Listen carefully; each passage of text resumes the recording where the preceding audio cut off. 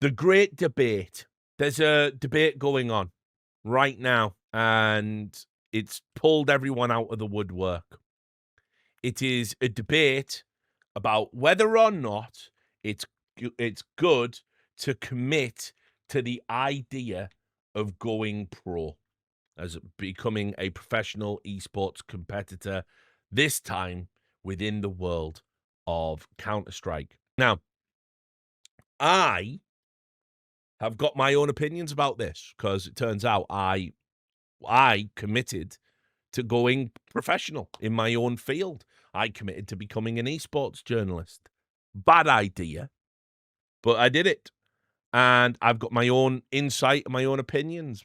But let me start by saying one of the things I get asked the most is, and this will be, I get asked this by young upcoming players. I get asked this by people in their 20s who've maybe played a little bit. I get asked in a variety of games and a variety of industries. People will ask me, they'll say, can I go pro? Can I be a professional player? People will say, could I be a professional esports journalist? Can I be a professional writer? Some people have said, I want to coach. I had a message the other day. It was from somebody who said they wanted to get into, I can't remember if it was specifically sports psychology slash psychology, but they wanted to do it in esports. And they were asking me for advice. Now, back in the day, I would always take time to give advice. These days, I pick and choose, and I ignore a lot of it because so many people don't want advice. They want validation, and you give them good advice, and then they don't listen to it because it's not what they want to hear. So my opinion is pretty much this, that if you want to do something and it's genuinely your passion, then you should be dedicating all the time that you have spare to pursuing that passion, that dream. That's perfectly sensible. However, if you're somebody with other commitments, commitments like children, commitments like a long-term partner, commitments like a job that puts food on the table and keeps a roof over your head, you're going to have to start the juggling act, and they're going to have to come first. It's only up to you. How I got into esports, I juggled a full-time job, and then I came home and had essentially another full-time job, which I wasn't getting paid for, which was esports. I used to run on 4 or 5 hours sleep conservatively, which I would augment with fucking drugs. Again, I don't make any bones about it. I had an insane coke habit back in the day. But pre esports, back when I was working in sales, I used to stick loads of that stuff up my fucking hooter. I used to pop fucking speed, at CS events so I could stay up to get more and more coverage out. Because I was always certain the more I did, the harder I grinded, the more the rewards would come. Now, for me, it's been vindicated, but I don't recommend it for everybody. And I would say this, the things that make you happy in life, you're going to hit a point where this thing that used to be fun isn't fun anymore. This thing that you wanted, you don't want anymore. Now, it's not going to nourish your soul in the same way fucking friends and family will. You've got to, and actually, some jobs are really, really rewarding as well. Dust is in the chat. He did full-time school, full-time job, and esports on the side.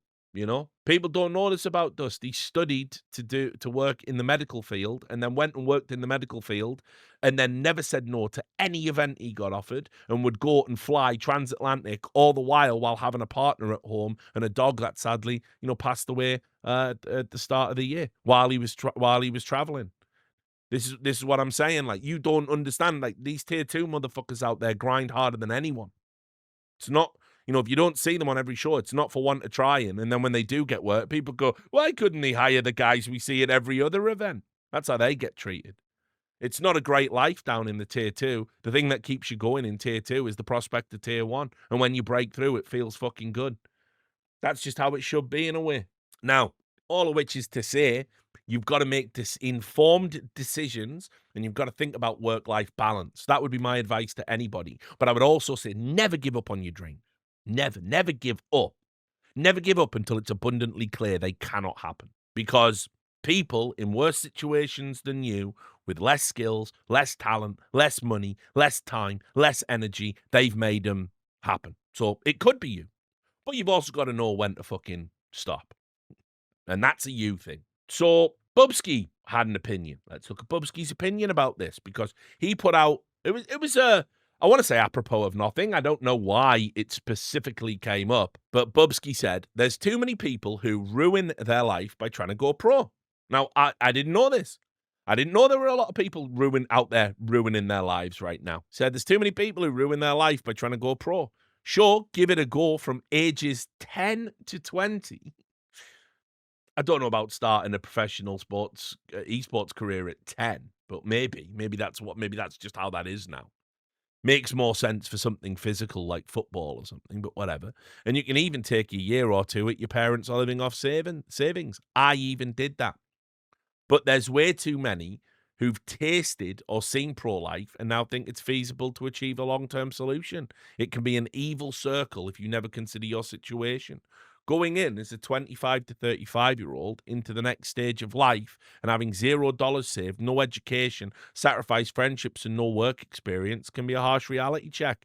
I think it should be more common among semi-pros, low-tier pros to get real-life advice from agents, friends, or even previous pros, and to tell them the reality of the situation. Not everybody will have the skill or mind to make it, and no, not everyone will be a talent, streamer, or content creator after their career. It's the small percentage of pros, not the average retirement. Be realistic with your ambitions and try to achieve your dreams, but please realize there's so much more than CS out there. Now, listen, I don't generally agree with the sentiment. I think there's some good advice buried in there. It is interesting it's coming from Bubzkji, who fucked his own career to such a degree. It's staggering to me he thinks he could give career advice to anyone. Because let's be clear, Bubzkji was a pro on the up. Bubzkji was a highly regarded player. Bubzkji was courted by multiple teams, but because he's Danish, he was like, Astralis want me. And everyone told him, bro, do not go. Do not join Astralis. It is a bad idea. They don't treat talent right. He then went there, and when things didn't pan out, they put him on the bench. Remember, they went through that phase of doing that stupid thing where it was like, Bubzkji is allowed to play Nuke or Inferno or whatever it was. And then they benched him, held him on the bench for ages, and then at that point, for whatever reason, by the time his contract was released, he didn't want to play again. And he ended up getting a few talent appearances, of which, by the way, he is not cut out for.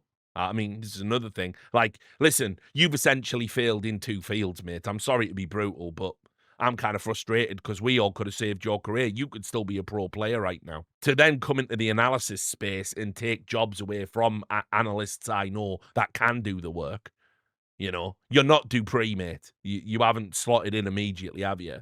So ultimately, he is not the guy to be giving career advice on this opinion, even if he's right. I guess a stopped clock. He's also tried to gaslight the world into saying he said publicly, I'm grateful for the way my career panned out. Dude, you are the only person in esports I've ever seen go from do the ex-pro to talent pipeline and skip out the entire pro part. That is mental. But overall, yes, be realistic, work hard, try to achieve your dreams. Okay, fair enough. DDK replied, and he said, great advice. I normally tell people a similar version. Setting a time limit to achieve certain goals, i.e., I'm going to make it on a salaried team by X year, is critical. There has to be a plan. You have to honor it if you fail. It's very likely that if you don't make significant progress, achieve the goal in a 2-3 year period, you won't likely have the momentum to break through into pro. Now, once again, what Dan has done, he's took a point being made by Bubzkji, which is very nebulous, vague, and coming from a place, I would argue, not of expertise. Like, if Bubzkji's next fucking plan is to be an agent, I would not want the guy who fumbled the one big move in his career and then essentially terminated his career ahead of time by years, missing out on the bag and missing out on the glory when he was a really talented player. I would not want him representing me. What Dan has done, Dan has jumped into this and he has essentially refined the point. And this is great advice. This is great advice. This is something I've talked about with people before in the past when they want to get somewhere. If set yourself a goal that's realistically achievable in your opinion, based on what you know about yourself, your energy, your work ethic, your other commitments, and say, I'm going to give it 3 years. And if I'm not here in 3 years, I'm doing it wrong. I'm gonna focus on something else. That's really good. And it's also a positive way because it's motivating, motivates you to try and get there and try and achieve the goal. But it's also illuminating if you don't get there. And also if you're really, really far away from it and convince yourself you've been trying for 3 years to get there and you're still here, not there, then look, it's just not meant to be. Don't worry about it. Loads of disappointments happen. This is another thing. As I've got older, I believe in some sort of design. Karmic forces are at work. You know how many pro CS players got injured playing other sports, and they were devastated. They were devastated. This is all off story, isn't it? But loads. It's happened to loads of them. If you talk to them behind the scenes, they were going to be a soccer player, and they got a knee injury. They were going to play a handball, and then their elbow fucking blew out. Whatever it might be. And what they do is they pick up a video game while they're sat at home injured, feeling sorry for themselves. Because it turns out, config, you can play with a leg injury. And they do all of this and they learn a game. And then they get really good at the game because they've still got that competitive drive left over from the sport they can't play anymore. And it's got to go somewhere.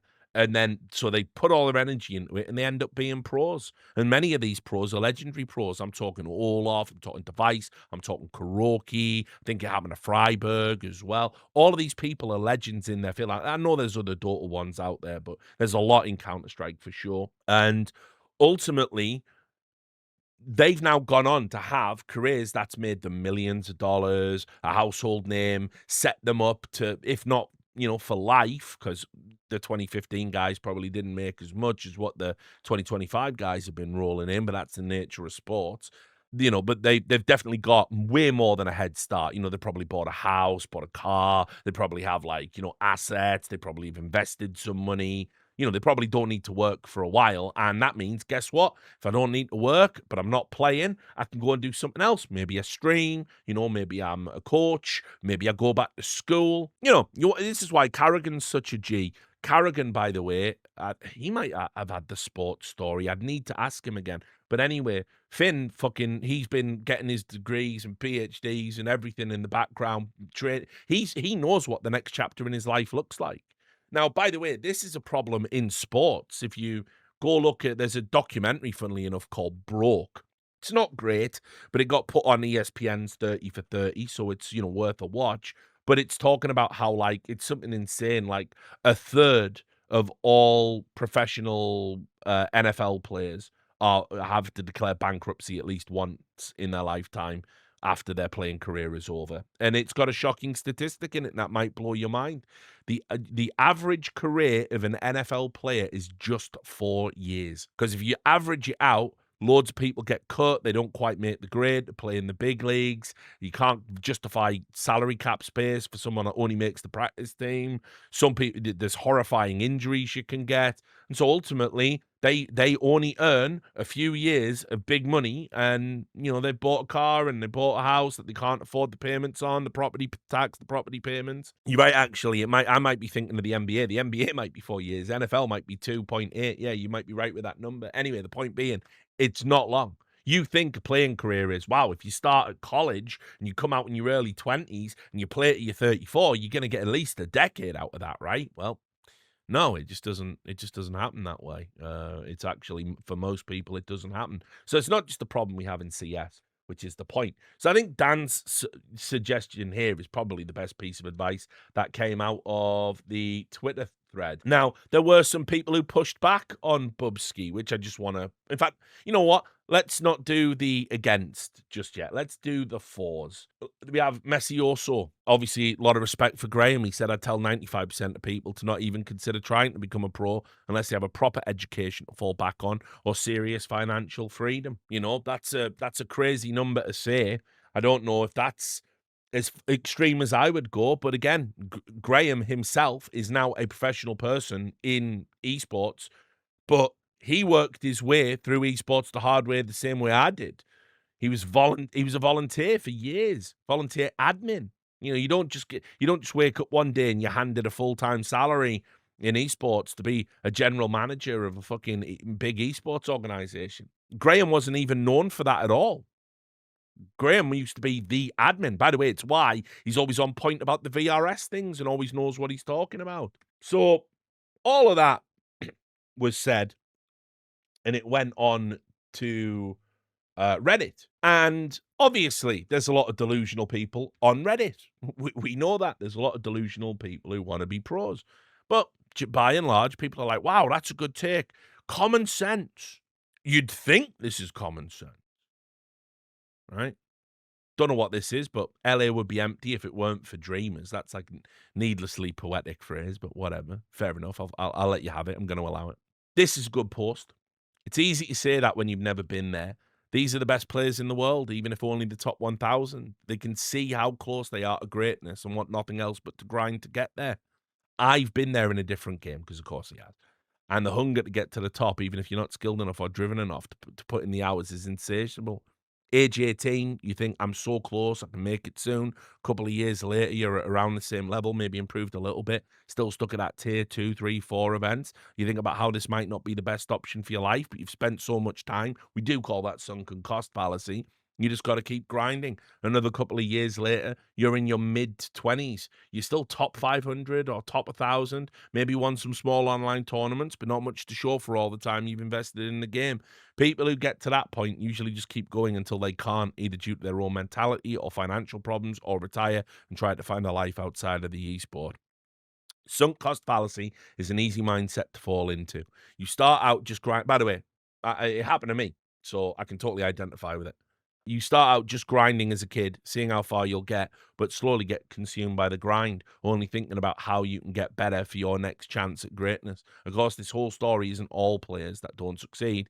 Plenty of people who just retire normally or don't get consumed by anything. But this is the type of person Bubzkji was talking about. I think it's an easy trap to fall into. It certainly is. I don't mind talking about my own experiences now that I'm mentally well. Like, I mean, you have to understand, for a long, long time, esports was doing nothing for me. I volunteered for years. I wrote on a volunteer blog. I received no money. I was just interested in the scene and interested in the cool people that I got to meet through the scene. Then there was a point where the grind of my everyday life was absolutely killing me. I was sick of selling things. I did not want to be a salesman anymore. I knew that. I wanted to be a writer, and a serious writer. I wanted to do fiction. I wanted to do journalism, serious journalism. That was my whole identity from a young age. That's what I wanted to do. The only place I had found an audience was in this stupid fucking world of esports. It was too hard to walk away from that. I didn't want to say no to it. So ultimately, used to do all sorts of crazy shit, because my day, what it looked like as a salesperson, I was going into an office, and then I've done door-to-door sales. I've sold internet connections. I've sold gas and electric accounts. All sorts, right? But and door-to-door sales, you've got to be good. You got to have charisma about you, and you got to be able to get your foot in the door and stuff. Make people want to talk to you when you're there on their doorstep and they're getting on with their day. It's the hardest type of sales. But I've done telesales, and I've sold what have I sold? Mobile phone upgrades. I've sold fucking Sky television boxes, like, just all sorts of stuff, computer software. And it's a tough, tough gig and very wearing. And by the way, I've done the ultimate fucking type of sales, commission only. Oh, if you don't understand what I'm saying, a commission is a reward you get for making a sale. A commission-only sales job is you only get the commission. You don't get any salary. So you turn in every day, and it's zero if you don't make a sale. I used to be out there and be like, well, I'm not going home till I hit 5.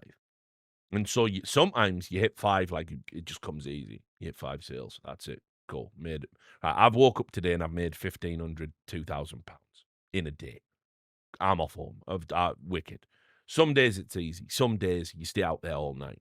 You know, when I used to go door to door with the gas and electric stuff, I used to do all sorts of shit, like, because little old ladies are really warm, generally speaking, but also they welcome conversation. If you know there's an area where there's a high proliferation of like old people, you always get to have a conversation. You always get to shoot your shot as a sale. Some people would call this exploitation. Salespeople call this working, working the percentages.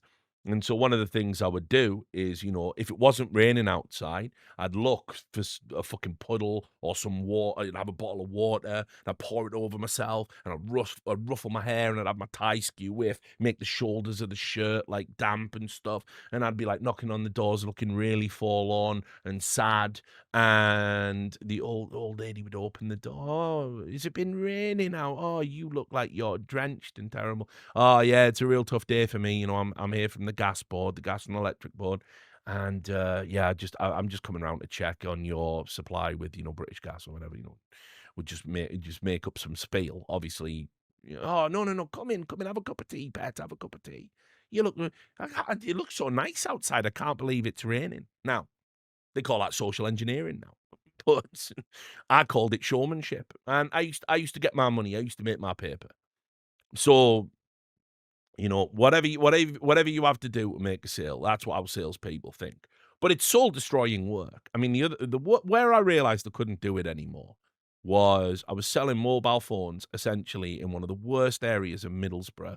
I was selling mobile phones to fucking people that had no money and couldn't pass a credit check. First thing you do when you get a mobile phone is you have a credit check, right? So these people, because essentially when you get a mobile phone contract, it's a legally binding contract that requires you to pay money every month. So you have a credit check for it. And I'm in a neighborhood that's just full of toothless crackheads. Now, toothless crackheads like mobile phones, like everybody else. They need a mobile phone, but they're more your pay-as-you-go kind of guys. Well, you get nothing for pay-as-you-go. There's no commission on a pay-as-you-go phone. You're not locked in by the networks to anyone. So you have to fucking get them on a contract. The things we used to do to get them on a fucking contract was insane. You're rocking and rolling, fudging addresses. Like, oh, okay, that address is blacklisted. What other addresses have you lived at? Okay, we'll try that one. I know you don't live there now, but it's okay. It might still be in the system, and you would do that, and you would do that. A regular thing that would happen is you would get a bonus. You would get a bonus commission on top of your commission if you went beyond a certain amount of commission. So if you were close to that bonus, you know what we would do? We do what we used to call a disco rico, right? Or something like that.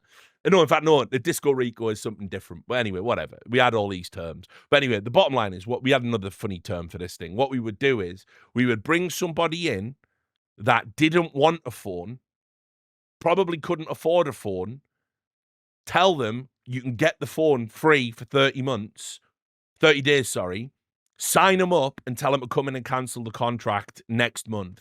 Because then we hit that for today and we get the bonus to today. And when they disconnect when they do a disco, it comes out your next month allowance. So the hustle was insane, but it was fucking soul destroying. I used to have to go out and grab people off the streets. Do you want to come in? Mate, you look like you need a mobile phone. What's that piece of shit you got there? Can I have a look at it? I'll take the mobile phone off it. Follow me, mate. And like this is how we were trained to make phone sales. We were literally told if you can get your hand on the phone, do not give it back to them. That way they must follow you into the store. It was wild. So you can imagine how fucking soul destroying that job is for somebody like me. I'm doing that every single fucking day of my life. When meanwhile, every other waking hour, I'm writing about Counter-Strike. I'm watching Counter-Strike. I'm loving Counter-Strike. I'm falling asleep at my desk when no one's coming in because I've been up all night watching fucking Mo play. Watching Mo play fucking Counter-Strike. Or watching Powers Gaming take on fucking someone. And so that was I wanted out. And so I was doing everything I could to just get my salaried job in the door. I used to go to the doctor, right? First of all, I would go on the sick.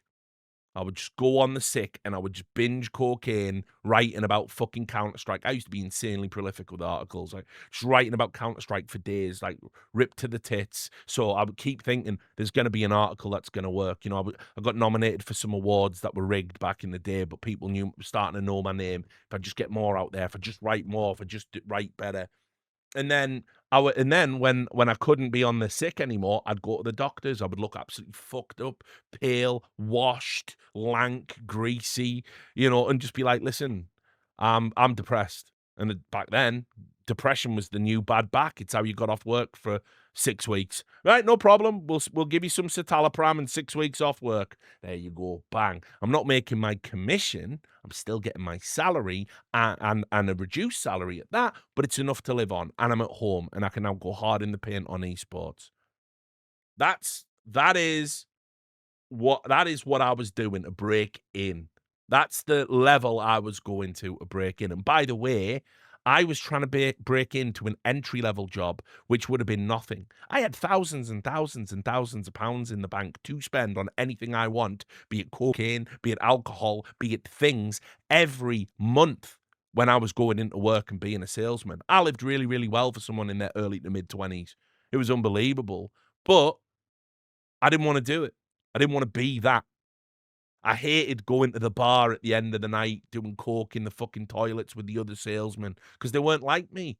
They just weren't like me. They weren't into the things that, you know, want to talk about a comic book or want to talk about a video game or, you know, all the things I'm interested in. I've got no one to share it with. And I'm going through life like that. I'm not going through life like that. Fuck that. The money wasn't worth it. So I went over and over and over and over again. Sick note, sick note, sick note, depression, doing everything I could to try and just break in.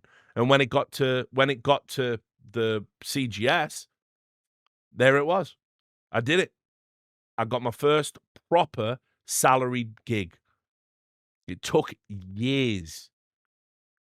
And we all know how that ended. And then I was back. Now I was in, but I was back to making no money. And I had to go and work for Birmingham City Council for a time. That clusterfuck. And again, I still hustled to get work. And I got work, I got work again, this time, £400 a month was my salaried job. I was below the poverty line at, this would have been 26. I was living below the poverty line at age 26. I had to move in with a friend and pay him rent on a spare room that was tiny. It was so small, I had to fold the bed out overnight. And basically, I was paying him 300, and because it was pay the bills, pay my share of the bills, pay my share of the electric, pay my share of the water, pay my share of the gas, paying for the rent. I had technically £40 most months. £40 for food, £40 for entertainment, £40 to do anything. And £40 is fuck all. It was fuck all then. That was what I had in my pocket at any given time. And you know what I did? I used to eat a tin of tuna. There's pictures of me. I'm thin. I used to eat a tin of tuna. I used to drink gut rot bottles of cider that you could buy for £2.50. It's one of those 2 litres of cider with 1 litre free. 3-litre bottle of 8% cider that's never seen an apple at any fucking point in its development. And I wasn't thin because I was like working out or whatever, or taking good care of myself. I was thin because I was literally fucking starving. So I was starving myself, you know, like, and drink and was really depressed, like unbelievably depressed. There wasn't a day that went by because also at the same time I was this job I was working under Red Eye, and Red Eye was fucking mean, dude. He was real mean to me, and you know there wasn't a day I didn't think about topping myself. Not a single day, like every day.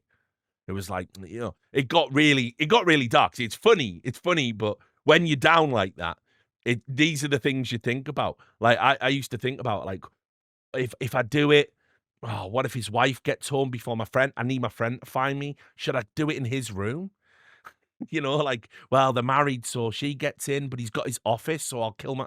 kill myself in the office, right? And just put a note on the door and say, fucking don't come in, just call an ambulance, just in case you go into all of this stuff, like, how are you going to do it? Like, it was fucking wild because, £40 a month to live on is unbelievable.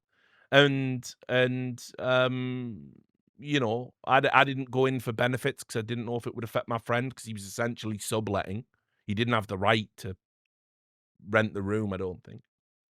So that was hard time, depressing time, sad time. But I just wanted in. And once I'd been in, I wasn't going to ever get pushed out again. Now, do I recommend that for anybody? No, that was a really dark, hard time in my life. I had to battle through. But things changed. I got promoted within the company that was paying me £400 a month. I remember this is how it happened. I said, I can't live like this anymore. I was doing stand-up. I was we had a stand-up and poetry residency at a bar that got torn down now in Birmingham called the Yardbird. It was the oldest jazz bar in Birmingham, another part of Birmingham's history that's been destroyed to make way for big soulless buildings. And the great thing about that was it was a free night out because the bar we didn't get paid money for performing, but they would pay us in booze. All your drinks were free. So we used to go up and we used to do the Blue City project that used to be called the BCP. And we used to go up there and do that once a week. And I met a girl and she was independently wealthy, had a house in America. She was in love with me. I mean, by the way, this entire time period, you know how many great fucking women I've let slip through my fingers? You know how many women I've treated bad because I'm chasing the esports dream? And every time, because I was young and thin, full head of hair, handsome, got the riz, I always thought there'd be another one coming along. No, turns out you run out of time. You've got to settle down with one of them. You can't make esports your wife. Not a good idea. So here we are now, a sad, lonely old man.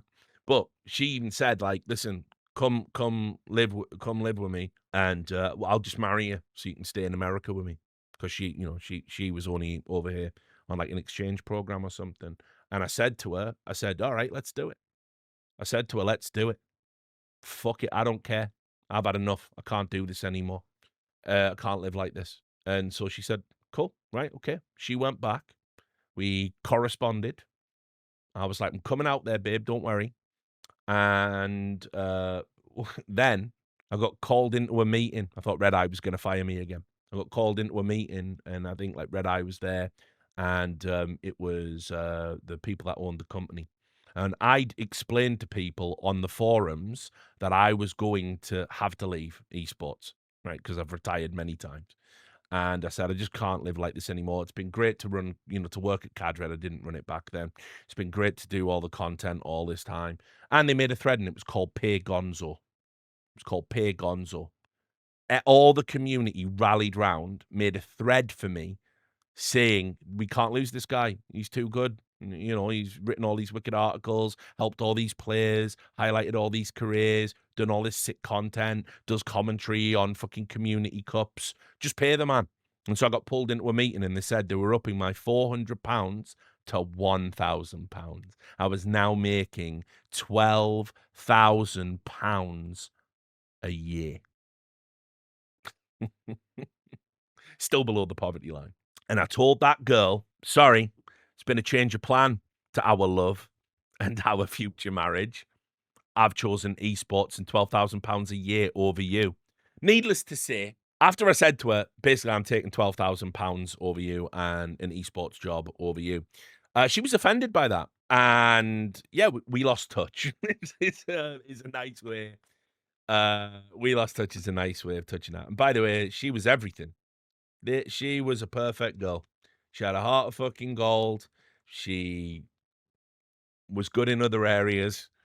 And she loved all the things I loved. She was literary minded. We could talk about all of this stuff. But I chose esports. I chose it. And then, now, as far as I was concerned, I was at the big show. £12,000 a year, senior, at my site. Let's fucking go. I've got a title now. I mean, I had one at CGS. I got promoted 2 times within 3 weeks at CGS, but whatever. So I kept going and I kept going and I kept going. I ended up, I think, let me try and get the order right. I snowballed Cadred into being the head of Cadred and got a pay bump. I then was able to work freelance for some other sites. Suddenly I started becoming an expert. 2013 comes around. Robert Orland from DreamHack says you should be a host. I'm hosting StarCraft events. I'm hosting Counter-Strike events. By 2016, I'm on American television. You know, it's a mad story. You know, by 2018, I'm working for $250,000 a year for a company in Vegas. Yet went there via the way of Breitbart, the dot esports, was working for non-esports. I mean, it was the Daily Dot I worked for, so it was, and here I am. Here I still am. Now, I would not advise that journey for anybody. And so, broadly speaking, I agree with Bubzkji, and I certainly agree with DDK. But equally, I have a skewed opinion because I am somebody that I did run into the brick wall over and over and over again, and I did fall down, and I broke my nose, and I broke my skull, and I broke my arms, and I broke my legs, and I got back up, and I ran back at the wall. That's just who the fuck I am, or was. I'm old and washed now. I don't have the energy. It's definitely a young man's game to do that, to sacrifice all of that shit. And now I am feeling it. And there's, days I wake up, I wish I'd done things differently, but that's life. You're stuck with it. You're stuck with, you play your cards and you're stuck with what you got. I wasted a lot of good time. I had a friend die recently, as some of you know. And I think about all the time that we could have hung out. Well, now we can't, You make choices, you live with choices. And for some people, living with them choices is harder than others.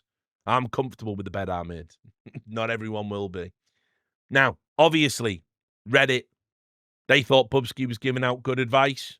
I think he's giving out good advice. I think Dan was giving out better advice. You can see a lot of hindsight Harrys in the chat. I'm really surprised this hasn't been said beforehand. 100%. If you don't make pro, you definitely can set yourself back years. Like people with no insight about what it is to do it. All the failed pros are in the chat. This was me 20 years ago. I peaked at Calmaine. You do realise, much like my rugby career, it's okay to be an amateur your entire playing career. It's totally fine. You do it because you love it. You do it for the love of the game. That's totally fine. You might be really, really good at the game. You might be in the top percentile, but going pro is the top percentile of the top percentile. It might just never happen for you. Doesn't mean you have to quit playing the game, quit dedicating time to something you love. But this is another thing, and this is another good piece of Richie advice. I'll go back to Big Head for the advice. If you truly love something, then doing it as it should be its own reward. Not everything has to be your career. Your passion can be something you do on the side. It can be your hobby. It's just there to nourish your soul and keep you interested in life and give you moments of escapism from the other complexities of your life. It doesn't have to be everything. I would also say I fucked up and made it, man. I made esports everything, man. Friends. I let good friends slide. I let good partners slide. I lived in poverty when I could have easily had way more money, got myself a better financial start in life. Really struggled. It was embarrassing at times. I used to go on dates and I would turn up and I'd be dressed like shit. Didn't have any clothes. Had holes in my shoes. Again, I'm talking in my like mid to late 20s. Even knocking on the door at 30. I still had no clothes. I still had to buy shit off the rack for doing esports gigs and stuff. I just had nothing in the bank. I'd ran up huge amounts of debt. I'd been a failed drug dealer, as you all know about, spent it all on weed. So I'm just saying, I definitely fucked up doing this. I put my heart and my soul into this one thing and didn't focus on other areas of life. Don't recommend it. I could have easily done this as a hobby and had a better life. But I wanted this to be everything. I wanted this to be how I became this. And it just wasn't a good call, all told. But I did achieve it. You gotta hand that to me. It cost a lot. Might not have been worth it, but I did get to the top. So okay, fair enough. So anyway, as I said, lots of people are agreeing with it. Same with the athletes. Oh, it's a bit over dramatic, don't you think? Blah, blah, blah, blah, blah. So, most people agreed. And by the way, Bubzkji's another one of those self-insert awkward people that Reddit just fuck with for no reason. He's done nothing to earn the love of Reddit, but they love him because he's that awkward self-insert. Wow, yeah, Bubzkji like me, for real, for real. I, too, would be unable to articulate a point if you pointed a camera at me. Now, not everyone agreed with Bubzkji. I'll add, there were some mild disagreements. For instance, I like this. I like this point. This was Roy. Good thing I didn't read Bubzkji's tweet when I started at 23. This is true. Roy was a late bloomer. Remember, he's made money. He's got his sticker in the game. Top 8 at a major. Jokes aside, very valid points. There's a big difference between going in a different direction than CS at 18 to 22 compared to being over 25. Good idea for every aspiring player to put a lot of thought into this. Sure, value your education. Definitely value your education. Now, as I said, not everyone agrees. And sometimes it's not what you believe, it's how you say it. And so I must bring you to Kassab. The other side of the coin, the other side of the debate. Don't listen to this garbage. And the funny thing is, by the way, old me, even as horrifying as my professional esports life was and how hard I had to work to get to a place of just even being comfortable, being able to use a card without like checking the balance first, I would have said this, right? But don't listen to this garbage. My professional coaching career started when I was 29. I had no money, no talent, zero experience, and only hard work. And it paid off. I've got family, friends, a roof over my head, and food on the table. Chase whatever makes you happy. Don't listen to these losers. It's fucking crazy. He said it like this, right? And Bubzkji replied and was like, I'm glad it worked out for you, but you cannot be so disconnected from reality you think your story is the norm and achievable for everyone. Saying just work hard and good things will happen might sound motivational, but it's disconnected from reality. Absolutely true, by the way. It's like winning the lottery and telling everyone else to just buy more tickets. It's not like that. The lottery is just a simple, random thing. You definitely have a lot more agency in your career. Most people grind just as hard and get nowhere, not because they're lazy, but because life isn't fair. Always. Many can aspire to their dreams, and hence why I write you should try in my original tweet. But I don't leave all other options out. But spare us the self-congratulatory wisdom. I don't think many people in the world envy your position. Like, Japer. Kassad replied, yeah, one life on this planet. Go do something that makes you miserable till you die. That is your reality if you stick to this opinion. My self-congratulatory wisdom was about working hard, sacrifice a lot of stuff, and possibly a few friendships, but creating a good, happy life with a great wife, children, real friends, and a place I call home. And people that don't want to be in that position in life are exactly those who agree with you on this terrible opinion. But then again, you are too stupid to understand it that way, and it's easier to go work in McDonald's or sell refrigerators till you retire and whine about how it's somebody else's fault you didn't make it. Now, this is one of those situations where both people are saying good things. Like there isn't. This is one of these instances where it's not a binary right or wrong. I never sold a refrigerator. Must add, never sold refrigerators. Never did retail. I don't think. Not really. Worked in a fish and chip shop. I sold fish and chips. That's you're not really selling anything. People want the fish and chips. You put the fucking fries in the bag, mate. I've done that. I also, as I've said before, I had the worst part of that job because I used to have to make the chips. That's hard work. That's harder work than you'd think. Peeling potatoes all day is not fun. Anyway, what Kassad is saying is that, listen, this is it. This is your life. It's ending 1 second at a time. And you can make a commitment to invest in yourself, work hard, sacrifice other aspects of your life to achieve something that you really, really, really, really, really want to do. What Bubzkji is saying is, yeah, do that, but there has to be a cutoff point for doing that because, and probably as well, maybe don't do that sometimes for some things. Some things are unattainable. Some dreams cannot be realized in the short time you have on Earth, and with the fact humans have an aging mechanism that just makes things harder as you get older and less likely. Both of them are right, in my opinion. Both of them are making valid points. There is, but it balance in all things. Now, Bubzkji replied again. He didn't like Kassad's reply either. And it's crazy. By the way, we don't need to have digs at each other like this on social media.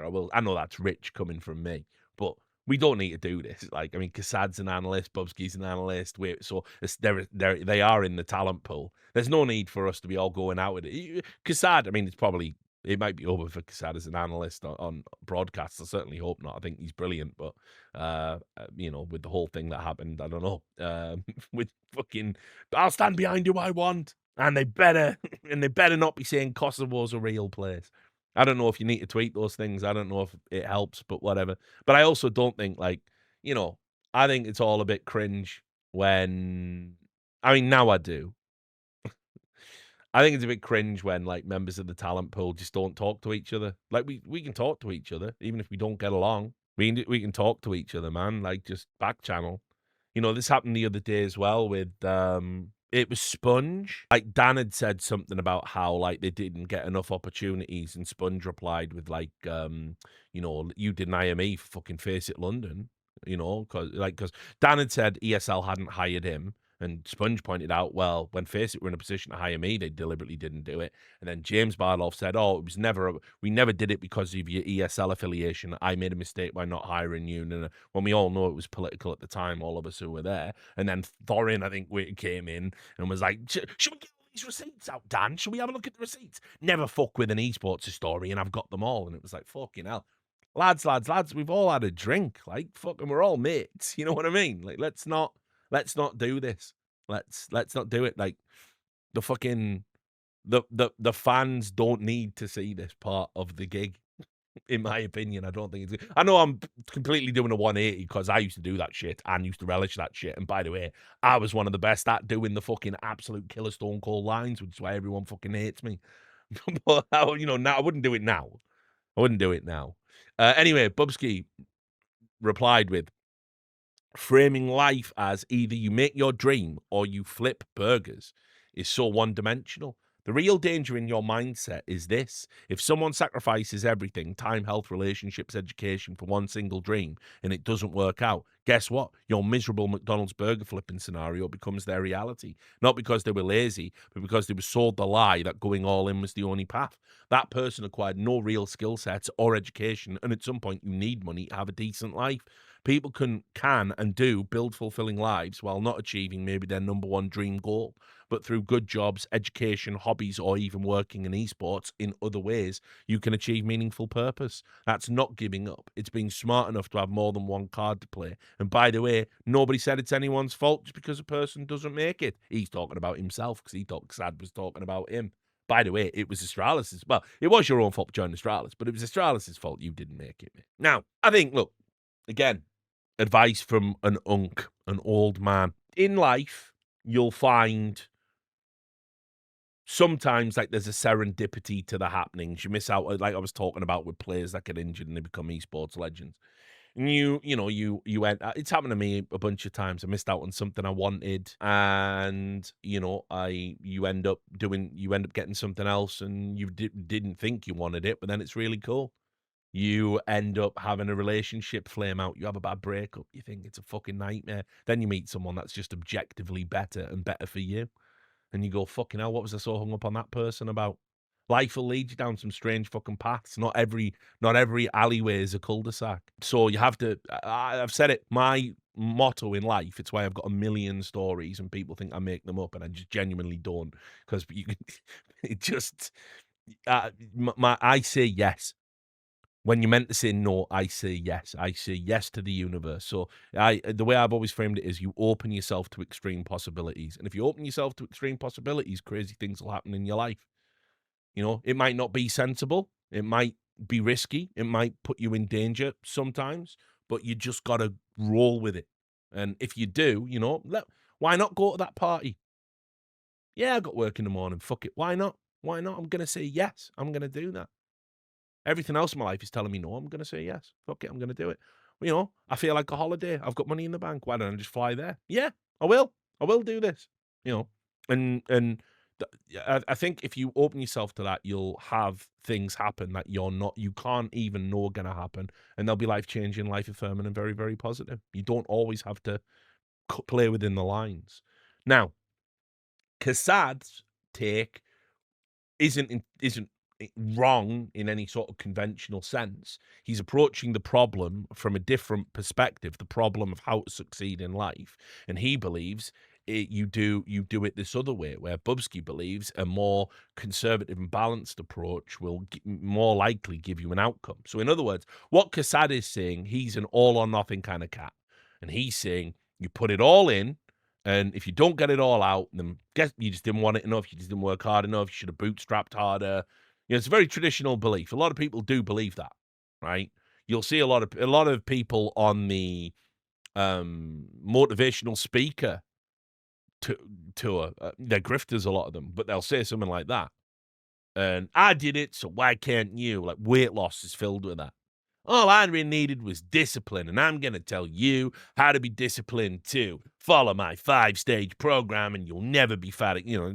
It's like they've got the prescription to problems that are so unique to your life experience, which is completely different to everyone else's life experience. There's some commonalities, but but it's not like what he's saying isn't said by other people. What Bubzkji is saying is, don't shoot for number one so hard you can't have number 2, 3, or 4.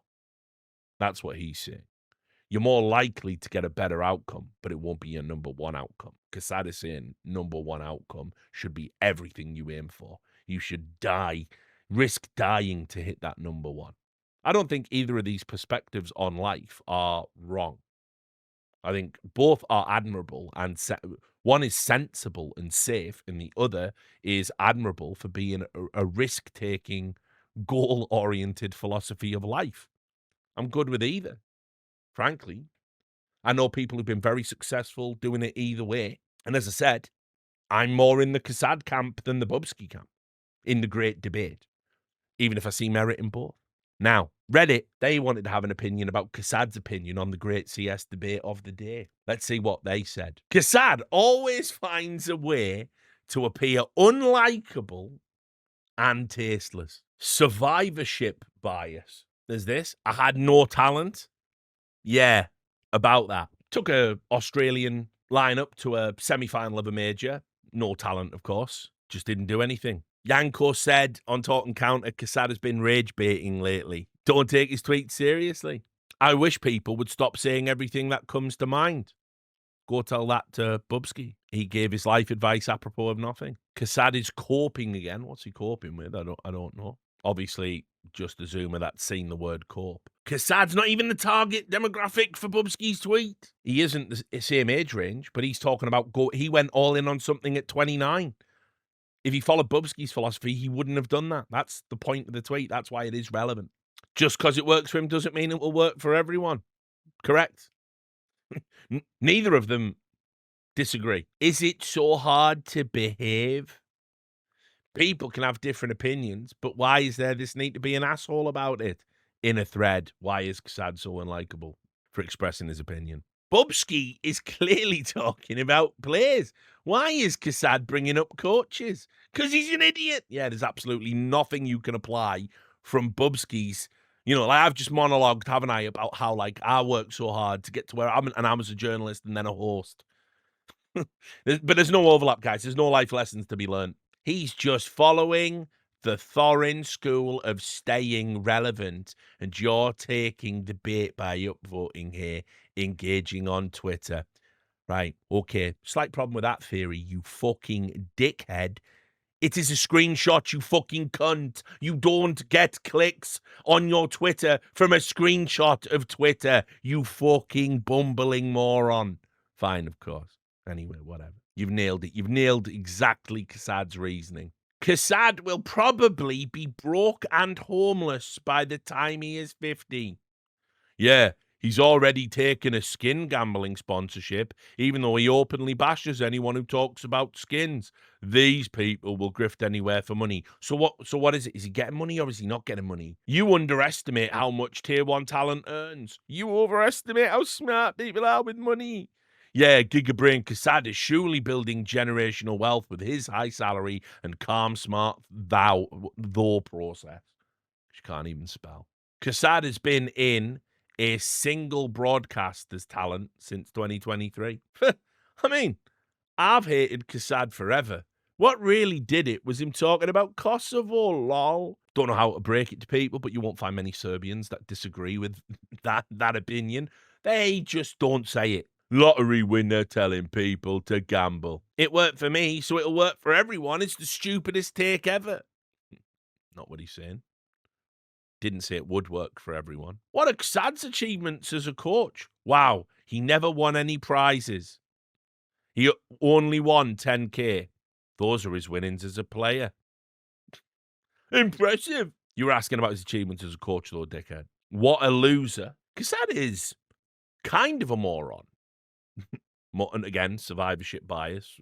That isn't a phrase. Coaching is obviously different to competing. No, there's loads of overlap, actually. People compete to be the best in their field. Follow your dreams. Reddit. I hate him. That's a better interpretation. Right. But there is a thing called Sue or hair highs. Also hard work on its owner, never it. Think this user had a fucking stroke. And I like this, and this is sad that it was downvoted. Well, Bubzkji does come off as a loser, and seeing his career for sure is one.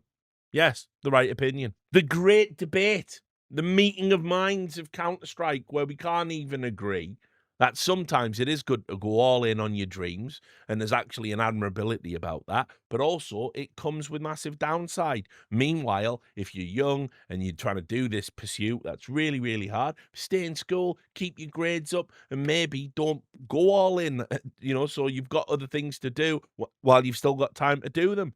Both schools of philosophy, perfectly acceptable, work for some people, don't work for others. Some of those people, by the way, that follow the Bubzkji method, since we talked about the flaws inherent in Cassads, you just end up with a lifetime of regret and misery and staring out the window. It could have been me, it could have been me, it could have been me. You go on to be some bitter, fucking miserable asshole, and you're mean to everyone because that's how you just have to get off now. You know people like that. You've met people like that in your life. They failed at that one thing. Oh, I'll tell you the worst. The people who failed at the one thing that they really, really wanted to do, who then forced their kids to do it so they get a second go over to do it. I fucking hate those people. When you've done coaching in sports, you meet that parent over and over and over again. They are the most detestable archetype of parent.